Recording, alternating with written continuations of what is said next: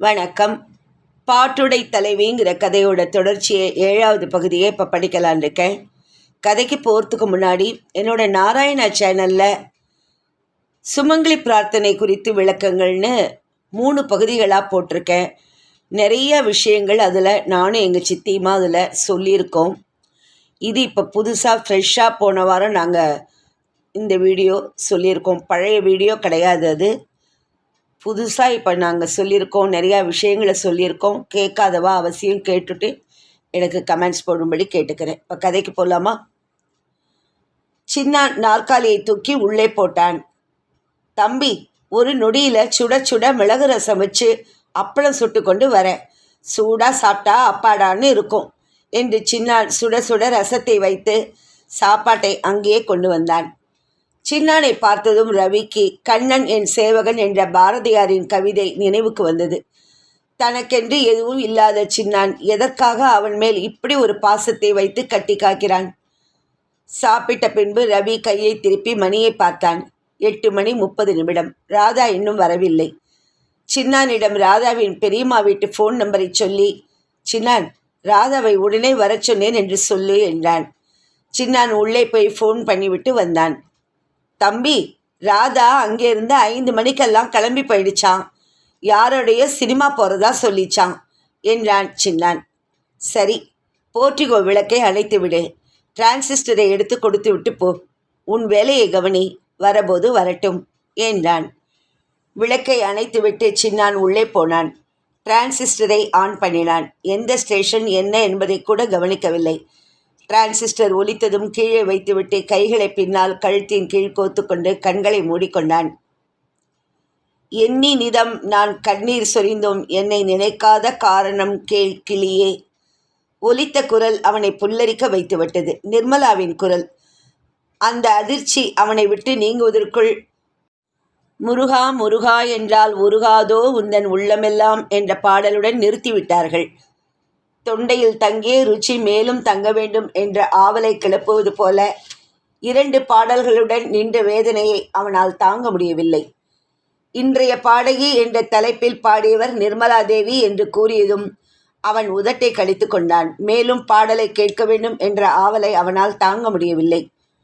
கொடைக்கானல் போன பொழுது அவளது பாடல்களை டேப் செய்து கொண்டு வந்திருந்தான். கொடைஹில் அசோசியேஷனில் பாடிய கச்சேரியை வேறு தனியாக டேப் செய்திருந்தான். நேரத்தை பார்க்கவே தேவையில்லாத அளவுக்கு கேட்கலாம், அவ்வளவு பாடல்கள். அவள் அவனை நினைத்து உருகியும் அவன் அவளை நினைக்காத காரணம் என்னவென்று புரியவில்லையே. விடையை தேடினான். 10 மணி அளவில் ராதாவும் சத்யனும் ஒரு டாக்ஸியில் வந்து இறங்கினார்கள். அவர்களுடன் அவன் பேசவில்லை. உள்ளே போகும் ராதாவை அவன் பார்த்தான். எந்த மாதிரி உடுத்தக்கூடாது என்று கண்டித்திருந்தானோ அந்த மாதிரி இடையை விட்டு இறங்கிய கவர்ச்சியில் உடுத்தி கொண்டு சென்றிருந்தாள். சத்யன் அவன் எதிரில் ஒரு நாற்காலியை இழுத்து போட்டு கொண்டு உட்கார்ந்தான். என்ன, ஜுரம் அடிக்கிறதாமே என்று கேட்டபடி போன வேகத்தில் திரும்பி வந்தாள் அவள். சின்னான் சொல்லி இருக்க வேண்டும் என்பதை புரிந்து கொண்டான் ரவி. இடையை விட்டு இறங்கிய புடவையுடன் அரைமுதுகு ரவிக்கையுடன் நின்ற அவளை காண கூசிய ரவி கண்களை மூடிக்கொண்டான். அவள் சத்யனுடன் தான் சினிமாவிற்கு போயிருக்க வேண்டும் என்று புரிந்து கொண்டான். ஆமாம், லேசாகத்தான். நீ போய் சாப்பிடு, ஒன்றும் பயமில்லை என்று கண்களை திறக்காமலே சொன்னான் ரவி. ராதா உடை மாற்ற உள்ளே போனாள். உனக்கு என்னடா உடம்புக்கு என்றான் சத்யன் சிகரெட் ஒன்றை பற்ற வைத்தவாறே. உடம்புக்கு ஒன்றும் இல்லை, எல்லா கேடும் மனத்திற்குத்தான். எங்கே போயிருந்தீர்கள் என்று கேட்டான். தலையை அண்ணாந்து புகையை விட்ட சத்யன், எங்கே போகிறது, எல்லாம் சினிமாவுக்குத்தான் என்று அலட்சியமாக வலது கரத்தால் தொடையை தட்டினான். ரவி கண்களில் தீ பறக்க சத்யனை பார்த்தான். சத்யா, ராதாவை அழைத்து போக என்னிடம் உத்தரவு கேட்க வேண்டுமா இல்லையா என்று சீறினான். என்ன வந்துவிட்டதென்று இப்படி சீறுகிறாய்? ஏண்டா, ராதாவுடன் சினிமாவுக்கு போனதை தப்பு என்றா சொல்கிறாய்? பின்ன தப்பில்லையா? விளக்கு வச்ச நேரத்தில் கட்டினவனை வரவேற்க ஒரு மனைவி வீட்டில் தங்காமல் சொல்லாமல் சினிமாவுக்கு போனது தப்பில்லையா? என்ன தப்பென்றா கேட்கிறாய்? ராதா எனக்கு மனைவி. அவளோடு பழக ஒரு வரைமுறை உண்டு. உன் மனைவி என்று மார்த்தட்டுகிறாயே. அவள் வந்தாள், நான் அழைத்து கொண்டு போனேன். நான் என்ன ராமபத்னியை தூக்கிச் சென்ற ராவணன் மாதிரியா தூக்கிச் சென்றேன்? என்னுடன் அவள் வரவேண்டாம் என்றால் உன் மனைவியிடம் சொல்லிவை என்றான் சத்யன். என்ன சொன்னாய்? இன்னும் 10 நிமிடங்கள் டைம் தருகிறேன், அதற்குள் மூட்டையை கட்டிக்கொண்டு ஓடு என்றான் ரவி சத்யனை. நாற்காலியை தள்ளிக்கொண்டு எழுந்த சத்யன் விருட்டென்று எழுந்து உள்ளே போனான். மூளை கொண்டாக தோரணம் தொங்கி துணிகளையும் லுங்கி ஷர்ட்ஸ்களையும் எடுத்து பெட்டியில் திணித்தான். தலையணையை வைத்து படுக்கையை சுருட்டினான். பெட்டி படுக்கையுடன் வெளியே வந்தவன் வராந்தாவில் உட்கார்ந்திருந்த ரவியிடம் எதையும் சொல்லாமல் போய் வருகிறேன் என்ற வார்த்தையை கூட சிந்தாமல் வெளியேறினான். உடையை மாற்றிக்கொண்ட ராதா, சத்யன் சாப்பிட வருகிறீர்களா என்று அழைத்தபடியே வந்தாள். தூரத்தில் பெட்டி படுக்கையுடன் கேட்டை திறக்கும் சத்யனின் உருவம் அவளுக்கு தெரிந்தது. போர்ட்டிகோ படியை விட்டு இறங்கி சத்யன் சத்யன் என்று அழைத்தாள். சத்யன் கேட் பக்கத்திலிருந்து குட் பை என்று கூறிவிட்டு போய்விட்டான். ரவி, நச்சு பாம்புடன் விளையாடுகிறாய், அது உன்னை கடிக்காமல் விடாது என்று தனக்குள் கருவினான். ஏன் சத்யன் திடீரென்று போகிறார் என்று அவன் முன் வந்து நின்று கேட்டாள் ராதா. நான் தான் போகச் சொல்லிவிட்டேன். உன்னை கல்யாணம் பண்ணி கொண்டவன் நான் தானே தவிர அவன் இல்லை. அதை நினைவுபடுத்த இதை தவிர வேறு வழி இல்லை என்று மொழிந்தான் ரவி. ஆத்திரத்துடன் ரெக்கார்டரை மூடினாள் ராதா. எனக்கு பிடித்த பாட்டு ஆஃப் பண்ணாதே என்றான் ரவி. எனக்கு கர்நாடக சங்கீதம் பிடிக்காது என்றாள் ராதா. உனக்கு பிடித்தது எனக்கு பிடிக்கவும், எனக்கு பிடித்ததே உனக்கு பிடித்தமாக ஆக்கிக் கொள்ளவும் வேண்டும் இனிமேல். அதுதான் லைஃப் அட்ஜஸ்ட்மெண்ட். அது இல்லாவிட்டால் நம் வாழ்வு ஒரே பாதையில் போகாது. கவர்ச்சிக்காக ஒரு ஆணுடன் பழகுவது வெறும் நட்பாக மற்றவர்கள் பார்வைக்கு படாது. உனக்கு சரியான பாதையை உன் பெற்றோருக்கு பிறகு காட்ட வேண்டியவன் நான் என்றவள் டேப் ரெக்கார்டரை எடுத்துக்கொண்டு உள்ளே போய்விட்டான். ராதா அப்படியே திகைத்து நின்றாள். கோபம், அழுகை என்று எல்லாவற்றையும் சமாளித்து கொண்டு உள்ளே போன பொழுது ரவி ஆழ்ந்த உறக்கத்தில் இருந்தான். சத்யனுடன் சினிமாவிற்கு போனது தவறு என்றே அவளுக்கு படவில்லை.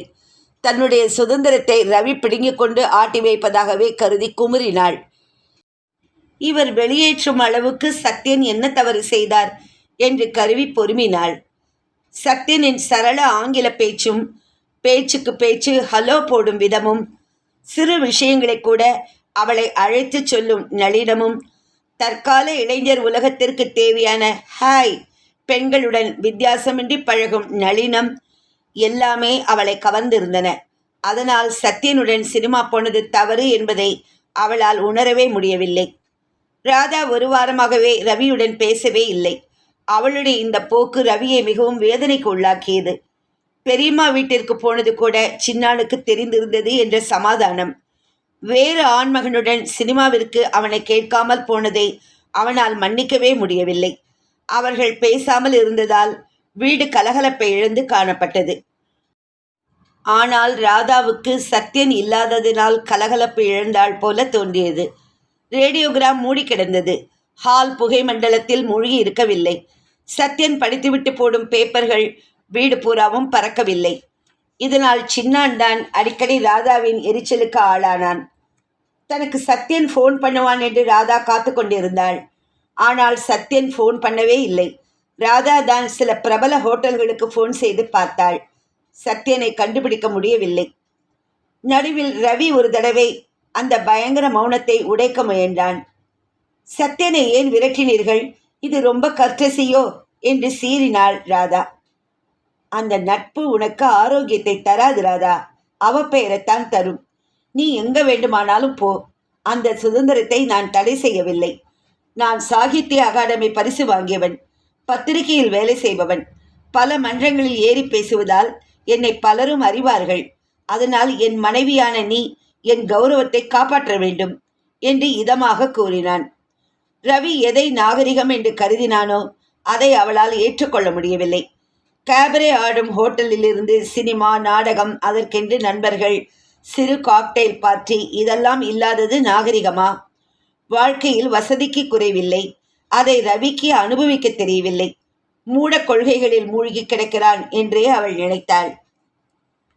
சண்பக மலரின் மனத்தை நுகர்ந்து கொண்டு தோட்டத்து புல்வெளியில் காற்றாட உட்கார்ந்திருப்பதுதான் வாழ்க்கையா?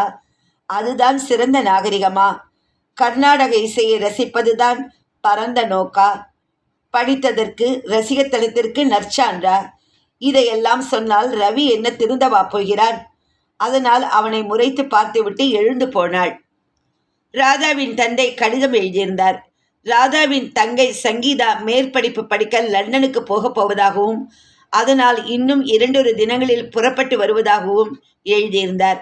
தங்கையின் பெருமையில் அவளுடைய ஆராய்ச்சி படிப்பை பற்றிய தீவிர கொள்கைகளை பற்றி அதிகம் பேசாத அவள் சுபாவத்தை பற்றி அவள் ரவியிடம் புகழ்ந்து கொண்டிருந்தாள். அந்த இரவு அவர்கள் ஊடல் தீர்ந்த இரவாக அமைந்துவிட்டது. சங்கீதாவும் அவள் தந்தையும் வந்துவிட்டனர். வீடு களை கட்டி விட்டது. அதிகம் பேசாத சங்கீதா கூட இப்பொழுது பேச ஆரம்பித்திருந்தாள். ரவியும் ராதாவும் தான் ஸ்டேஷனுக்கு போய் காரில் அழைத்து வந்தனர். திருமணத்திற்கு பின் இப்பொழுதுதான் அவர்களை சந்திப்பதால் ராதா குழந்தையாகவே மாறிவிட்டாள். காரில் வரும்பொழுது சங்கீதாவை பற்றி புகழ்ந்து தள்ளினாள் ராதா. குதூகலம் வந்தால் ராதா குதித்து தலைகால் தெரியாமல் துள்ளுவாள் என்றார் ராதாவின் தந்தை. கோபம் வந்தாலும் கண்மண் தெரியாது என்றான் ரவி. ராதா அவனை முறைத்தாள். அத்தான், வீட்டிற்கு போய் ராதா உங்களை சும்மா விடமாட்டாள் என்றாள் சங்கீதா. சங்கீதாவின் அடக்கமான சுபாவம் ரவியை கவர்ந்திருந்தது. பேருக்கேற்றபடி அவள் சங்கீதமாகவே திகழ்ந்தாள். சங்கீதாவுக்கு எல்லாவற்றையும் கற்றுக்கொள்ளும் ஆர்வம் நிறைய இருந்தது. இதை தெரிந்து கொண்ட ரவி தன் திருமணம் முடிந்து அங்கே தங்கிய பொழுது சில நல்ல புத்தகங்களை வாங்கி கொடுத்திருந்தான். சங்கீதாவின் தந்தை அவளை பம்பாய் வரை கொண்டு விட வந்திருந்தார். சங்கீதா ராதாவுடன் 10 நாட்கள் தங்கிச் செல்ல விரும்பி வந்திருந்தாள். சங்கீதாவிடம் அம்மா நிறைய பட்சணங்கள் பட்டுப்புடவை என்று கொடுத்து அனுப்பியிருந்தாள். நான் வாங்கி கொடுத்த புத்தகங்களையெல்லாம் படித்து முடித்து விட்டாயா சங்கீதா என்று கேட்டான் ரவி. ஓ, முடித்து விட்டேன், கொண்டு வந்திருக்கிறேன் என்று புத்தகங்களை எடுத்து கொடுத்தாள். புத்தகங்களை புரட்டினான் ரவி. முக்கியமான வரிகளின் கீழே பென்சில் கோடுகள். அவள் எவ்வளவு தூரம் ஆழ்ந்து படித்திருக்கிறாள் என்பதை அவனுக்கு உணர்த்தியிருந்தன அந்த கோடுகள். ரவி சமீபத்தில் டிவி வாங்கியிருந்தான். சத்யனுடன் சண்டை ஏற்பட்ட பின்பு ராதாவின் பொழுதுபோக வாங்கினான். ராதாவுடன் சின்னானுக்கும் என்றுதான் வாங்கினான். வீட்டிலேயே உழலும் சின்னான் என்ன சுகத்தை கண்டான் என்ற பரிதாபமே மேலோங்கி நின்றது. சிறிய திரையில் ஆடும் காட்சிகளை கண்டது சின்னானுக்கு அதிசயமே. ராதாவின் தந்தையும் சங்கீதாவும் மிகவும் ஆசையுடன் டிவியை பார்த்தார்கள். சங்கீதா டிவி ஸ்டேஷனை பார்க்க விரும்பி ரவியுடன் போய் வந்தாள். ராதா வரவில்லை. டிவியில் நல்ல புரோகிராம் இல்லாத நேரத்தில் புல்தரையில் ரவியுடன் உட்கார்ந்து சங்கீதா பேசி கொண்டிருப்பாள். ரவி தங்கள் வீட்டு மாப்பிள்ளையாக வரப்போகிறான் என்றதுமே அவன் எழுதிய புத்தகங்களை எல்லாம் வாங்கி படித்திருந்தாள். அவனுடைய பத்திரிகை எப்படி பிரிண்ட் ஆகிறது, கதைகளை எப்படி தேர்ந்தெடுப்பார்கள், எப்படி ஆர்ட் போடுவார்கள், எத்தனை பேர்கள் வேலை செய்கிறார்கள் என்றெல்லாம் கேட்டு தெரிந்து கொண்டாள். எல்லாவற்றையும் விளக்கமாக கூறினான் அவன். அத்தான், நான் அங்கே வந்து பார்க்கலாமா என்று ஆவலுடன் கேட்டாள்.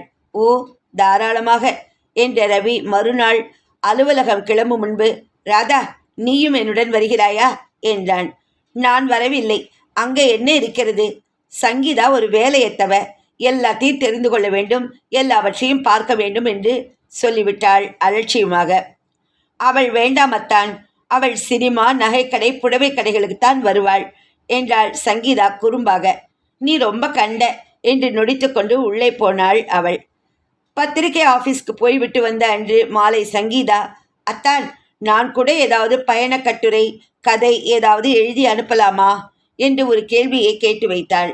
அவன் சிரித்து விட்டான். எழுதேன், நிறைய எழுது, ஆனால் என் மைத்துனி என்ற சலுகைகள் கிடையாது.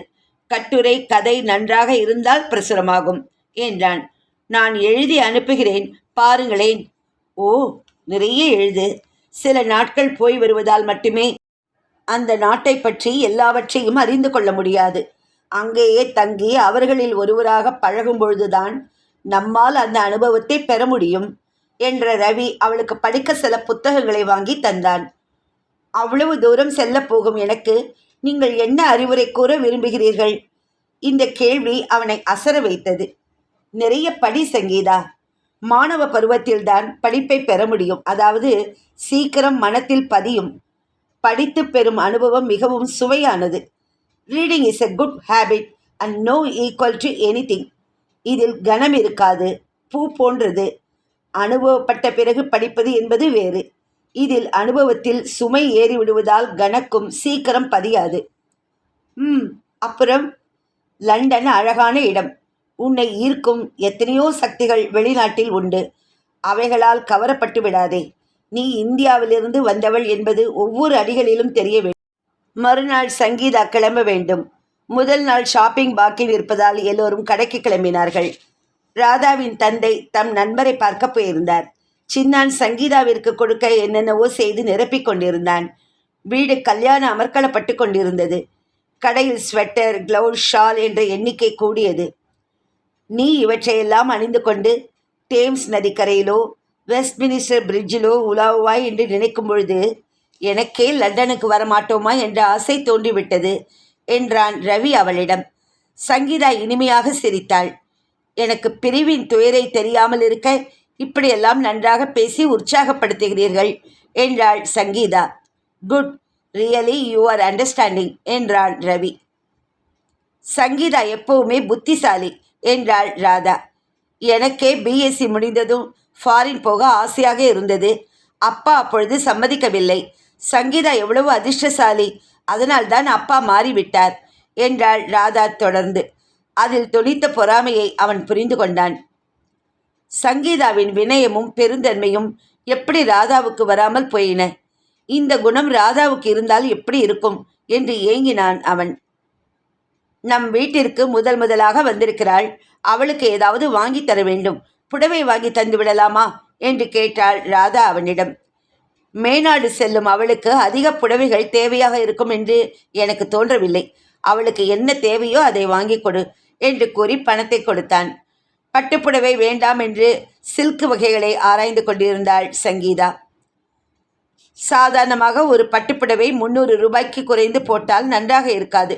உனக்கு ஏதாவது வாங்கி தர அத்தான் 400 ரூபாய் கொடுத்திருக்கிறார். சில்க் வகை ஒன்றை பொறுக்கி எடுத்துக்கொள். மீதிக்கு என் காது தோடு நன்றாக இருக்கிறது என்றாயே, அதை போல ஒன்றை வாங்கிக்கொள். சில்க் புடவை ஒன்றை எடுத்துக்கொண்ட அவர்கள் அடுத்துள்ள நகை கடைக்குள் நுழைந்தார்கள். கொத்தாக முத்து பவழமும் பச்சையும் கட்டிய தோடு ஒன்று அவர்களை கவர்ந்தது. அதை வாங்கி கொண்டாள் சங்கீதா. உன்னிடம் இருக்கு தோடு மாதிரி கிடைக்கவில்லையே ராது என்றாள் சங்கீதா. அவர்கள் இப்படி புடவை நகை என்று கடைகளில் ஏறி இறங்கிய பொழுது ரவி எதிர்வரிசையில் காரில் உட்கார்ந்தபடியே வேடிக்கை பார்த்து கொண்டிருந்தான். அந்த பார்வையின் நிரடல் சற்று தூரத்தில் பேக்கரி வாசலில் நின்ற நிர்மலாவின் மேல் ஊன்றியது. அடுத்த கணம் அவள் பார்வை அவன் மேல் விழும் முன்பு பூனை போல அவள் அருகில் நின்றான். நிர்மலா! வெறிச்சிட்ட பார்வையுடன் அவள் அவனை பார்த்தாள். அவனை கண்ட மகிழ்ச்சியோ நெகிழ்ச்சியோ சிறிதும் இல்லை. 3ஆம் மனிதரை நோக்கும் அறிமுகமில்லாத பார்வை தேக்கம். விருட்டென்று அங்கிருந்த காரில் ஏறிக்கொண்டாள். நிர்மலா, ப்ளீஸ், ஒரே ஒரு நிமிடம். அவன் கார் அருகில் வந்து நின்றான். உணர்ச்சி இல்லாத முகபாவம். நீ கச்சேரிகளுக்கு போவதில்லையா? இல்லை என்ற பாவத்தில் தலையை அசைத்தாள். அவர்கள் பேசுவதை கேட்ட டிரைவர் கீழே இறங்கி கொண்டு சற்று நகர்ந்தான். அவளுடைய பொலிவிழந்த முகம் ரவியை என்னவோ செய்தது. கருத்து இழைத்திருந்தாள். முல்லை சிரிப்பும் மோகன அசைவும் முகத்தில் இல்லை. நிர்மலா, என்னிடம் கொடுத்த நகைகள் என்று இழுத்தான். விரக்தியாக ஒரு சிரிப்பை சிந்தினாள் அவள்.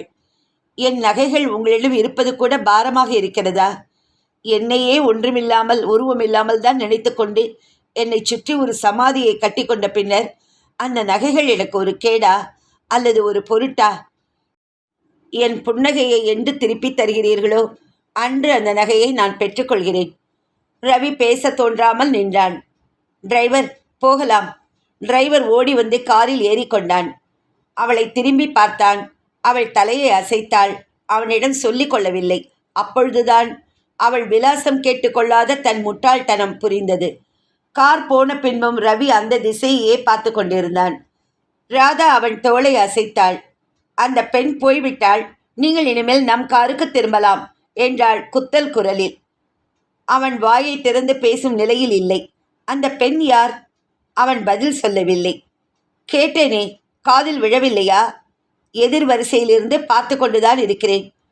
அவள் உங்களை மதிக்கவில்லையே என்றாள். அதான் பார்த்து கொண்டிருக்கிறாயே, இன்னும் எதற்காக கேட்கிறாய்? எரிந்து விழுந்தான் ரவி. எல்லோரும் மற்றவர்களுக்குத்தான் வாத்தியார். சத்யனை விரட்டினீர்களே, நீங்கள் இப்பொழுது அந்த பெண்ணுடன் பேசலாமா என்று கேட்டே விட்டாள் அவள். நீ வாயை மூடிக்கொண்டு வராவிட்டால் உன்னை அறைந்தே கொன்று விடுவேன் என்றவன், எதற்கும் முடிச்சு போட்டு பேசுகிறாய் கழுதை என்று எரிமலையாக குமுறினான். அவர்கள் பேச்சு முழுவதும் கேட்காவிட்டாலும் கடைசியில் பேசிய பேச்சுக்கள் சங்கீதாவின் காதுகளில் விழுந்துவிட்டன. இது என்ன ராதா இப்படி இருக்கிறாள் என்ற வேதனையுடன் காரில் ஏறிக்கொண்டாள். ராதா காரில் ஏறியதும் மௌனமாக அடக்கமாட்டாமல் கண்ணீர் சிந்தினாள். சங்கீதா மெல்ல கரத்தை தொட்டு ஆறுதலாக பிடித்ததோ அவளை சமாதானப்படுத்த முடியவில்லை. ரவி மௌனமாக வண்டியை ஓட்டினான். அவன் நெஞ்சில் கோடான கோடி அலைகள் புரண்டு அடித்தன. அவர்கள் வீடு திரும்பும் பொழுது விளக்கு வைக்கும் நேரமாகிவிட்டது. சமையலின் மனம் வாசலிலேயே வரவேற்றது. ரவி மௌனமாக வழக்கமான இடத்தில் சாய்வு நாற்காலியில் அமர்ந்து கொண்டான். ராதா உள்ளே போய்விட்டாள். சங்கீதா இந்த சூழ்நிலையை மாற்றி நினைத்தாள். அத்தான், பட்டுப்புடவை வாங்கி கொள்ளவில்லை, ஒரு நெக்லஸும் தோடும் வாங்கி கொண்டு விட்டேன். ராதாவின் தோடு மாதிரியே பார்த்தேன், கிடைக்கவில்லை. சின்னான் காப்பி கொண்டு வந்தவன் போர்ட்டிகோ விளக்கை போட்டான். ரவி தன் முக தோற்றத்தை மறைத்து கொண்டு இயல்பாக இருக்க பாடுபட்டான். புடவை நன்றாக இருக்கிறது. ராதாவின் தோடு மாதிரி ஆசைப்பட்டாயா? எந்த மாதிரி தோடு? என்னிடம் காட்டு, அதே மாதிரி செய்து வைக்கிறேன். இதோ கொண்டு வந்து காட்டுகிறேன் என்று உள்ளே ஓடியவள் தோடுகள் அடங்கிய பெட்டியை கொண்டு வந்து கொடுத்தாள். உண்மையிலேயே அது அழகாக இருந்தது. இது ராதாவுக்கு உங்கள் வீட்டில் செய்ததா என்று கேட்டான் அவன். அவள் ஆச்சரியம் பொங்க பார்த்தாள். எங்கள் வீட்டில் செய்திருந்தால் நான் இதே மாதிரி செய்து கொண்டிருக்க மாட்டேனா என்றாள் சங்கீதா. அப்படியானால் இது ஏது? நிர்மலாவின் நகைகளை கூட கணக்கு பார்த்து அவன் சேஃப்டி லாக்கரில் வைத்து விட்டானே. ராதா என்று கத்தி அழைத்தான். அந்த அழைப்பின் கண்டிப்பையும் குரல் அழுத்தத்தையும் கண்டு பயந்த சங்கீதா, ஏண்டாப்பா தோடு விஷயத்தை ஆரம்பித்தோம் என்று சங்கடத்துடன் எழுந்தாள். முகத்தை கழுவிக்கொண்டு உடை மாற்றிக்கொண்ட ராதா ரவியின் அழைப்பை கேட்டு வந்தாள். சங்கீதா எதிரில் தங்கள் பூசலை காட்டிக்கொள்ளக்கூடாது என்ற தீர்மானம். என்ன அழைத்தீர்களா என்று கேட்டபடியே வந்தாள். இந்த தோடு எப்போ செய்தது? மென்று விழுங்கினாள் அவள். நான் இதை உனக்கு செய்யவில்லை என்பது எனக்கு தெரியும். உன் வீட்டில் இதை செய்யவில்லை என்று சங்கீதா சொல்லுகிறாள். நீ என்ன சொல்லுகிறாய்? ராதாவுக்கு குரல் எழும்பவில்லை. சத்யன் எனக்கு பரிசளித்தார். ரவியின் கண்கள் தீக்குழம்பாக அனல் வீசின. பெட்டியில் இருந்த தோட்டை உருவி சாக்கடை ஓடும் கால்வாய் பக்கம் வீசி எறிந்தான். என்ன செய்துவிட்டீர்கள் என்று பதறினாள் ராதா. அது போய் சேர வேண்டிய இடம் அதுதான் என்ற ரவி எழுந்து உள்ளே போய்விட்டான். சங்கீதா துணிமணிகளை பேக் செய்ய உள்ளே போனாள். ராதாவின் தந்தை அப்பொழுதுதான் உள்ளே நுழைந்தார். ராதா கண்களை துடைத்து கொண்டு உள்ளே போனாள். இதன் தொடர்ச்சியை அடுத்த பகுதியில் படிக்கிறேன்.